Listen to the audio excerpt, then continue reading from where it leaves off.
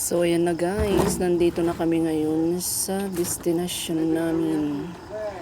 So ayan, may natutunan na naman ako guys, kasi yung gulong akala natin wala na siyang silbi.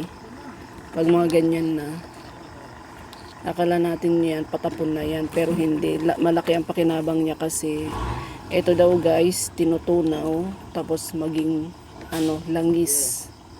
Tapos yung langis na yun ginagamit sa pangpa-andar ng mga makina. Ayan.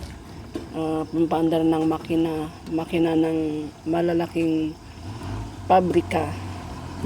Doon naman ginagamit guys yung langis ng gulong, kasi hindi daw gagana yung makina pag hindi langis ng gulong ang ginamit.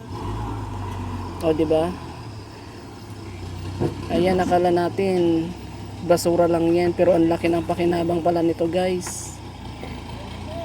Ayan, bye. Maluwag dito oh. Tunawan nila ng mga gulong. 1 point, may natutunan na naman ako guys. Bye.